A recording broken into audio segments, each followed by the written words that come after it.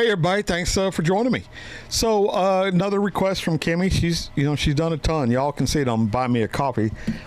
She bought a bunch, and so rightfully so, man. She's like I always say, man, first come first serve. So I try to do these in order, and she's supporting this channel. Y'all y'all don't have to just buy one, man. Buy 10 or 15 at a time, and I'll do yours right in a row. So here comes a reaction to Elvis Presley, If I Can Dream, the 1968 comeback special. I don't know that I've seen this. I don't know that I've heard this. It was kind of before my time. I know my aunt, or I guess it was my aunt. My Aunt Nelda, she was a Elvis Presley fanatic, and once in a while we would visit them. They lived up in Tulsa, Oklahoma, and we lived in California most of the time. And so we would come back for vacation. We'd spend a couple of days up there with, it's my mom's brother, and we would spend a couple of days up there. And she had these, just a box full of Elvis Presley albums. She was definitely an Elvis Presley groupie. But man, I think we just go right into the intro and then right into the video, and I'll catch y'all somewhere in between. So here we go, y'all. Saddle up.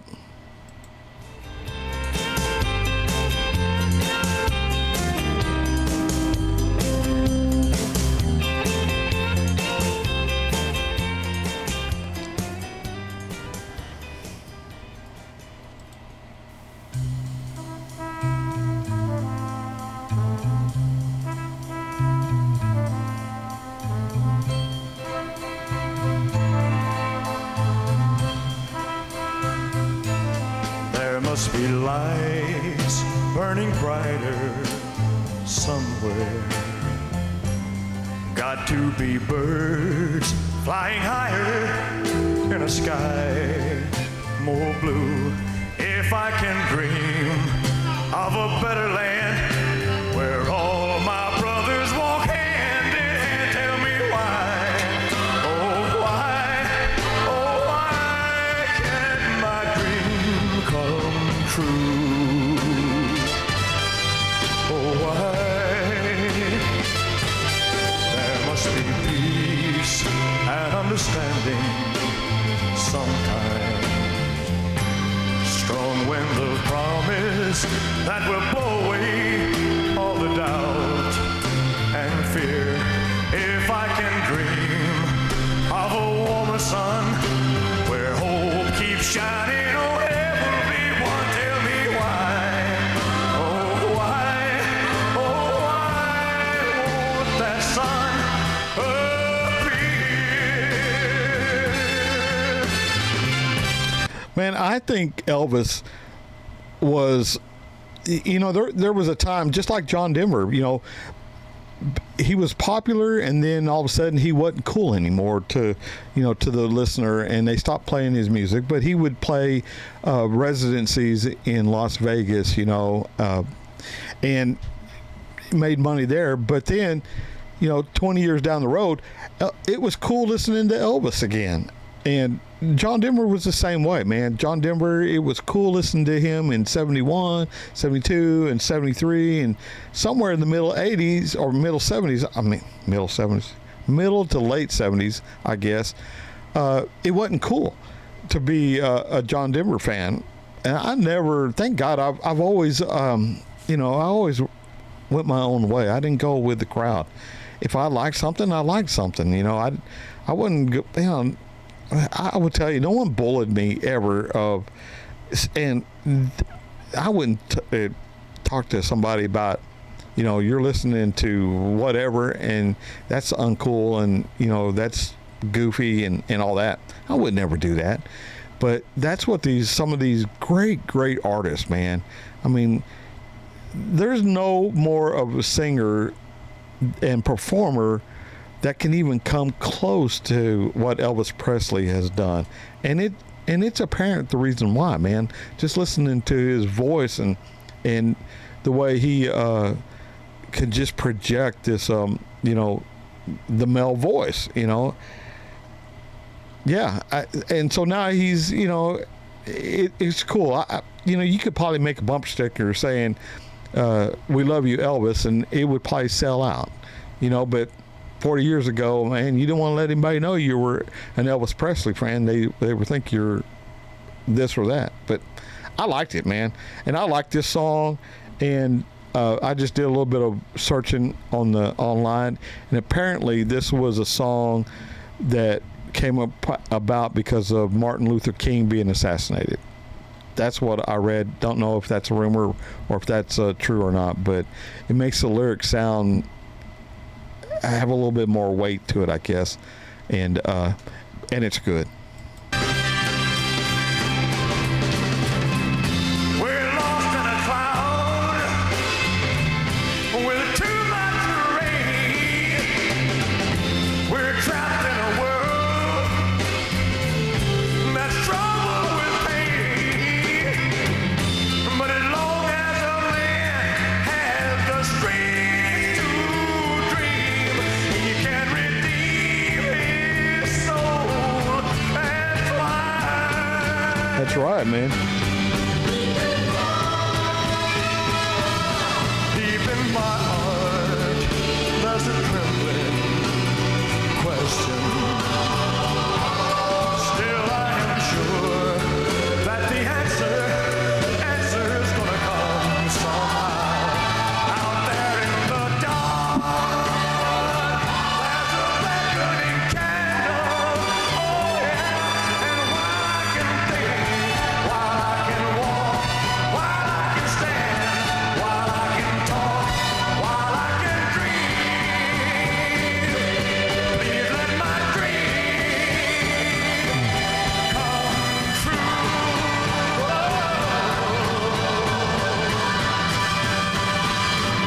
Right now, oh, let it come true right now.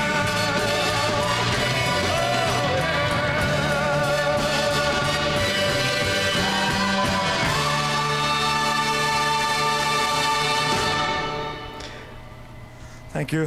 Good night. I'm done. He just came in there and freaking killed it, man. And right at the end there, he didn't overdo it. He just said thank you and good night.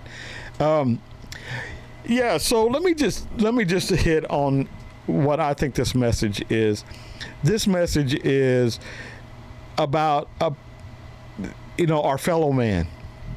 And I think from reading online here about this particular performance and this particular song, it was after the assassination of Martin Luther King. There was a lot of race, discontent going on in the States, and there still is, and there will be long after I'm gone. It's just the way it is, and that's just the way it is. There's nothing you can do about it, But you have to be true to who you are. If you see your fellow man and he's underneath the bridge and he's sitting there and he's starving, what's it going to do for you to provide him some food one time? I mean, you're doing it for you. You're not really doing it for him or her.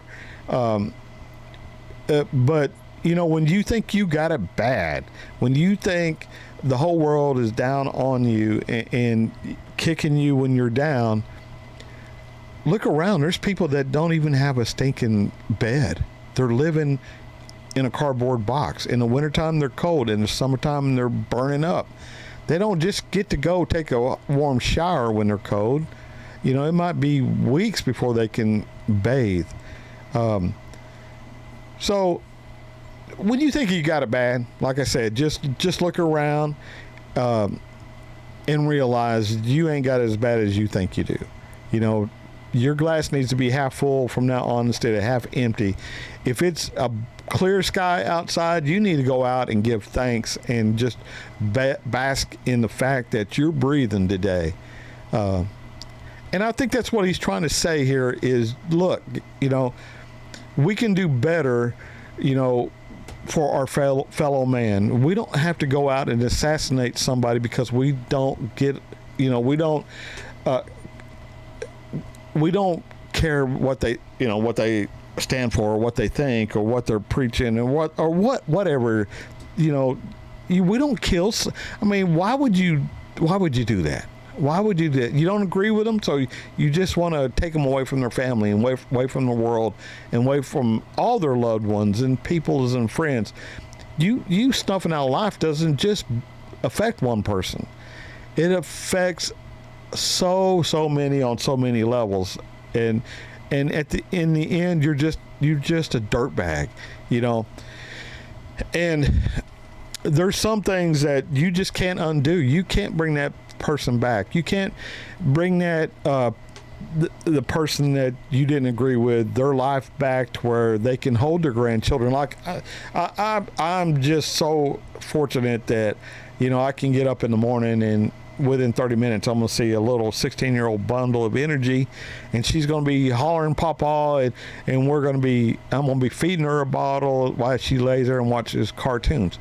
You take somebody away from that and he never gets to experience that in his life. Shame on you. Shame on you. This is why we have prisons. I know I got on a soapbox there, y'all, but I agree with this song. And yeah, Kimmy, that was a good one. Another one. So, all right, y'all. That's going to do it for me. Till I see y'all again, I'll catch y'all down the road. So let's go to the outro. Bye, y'all.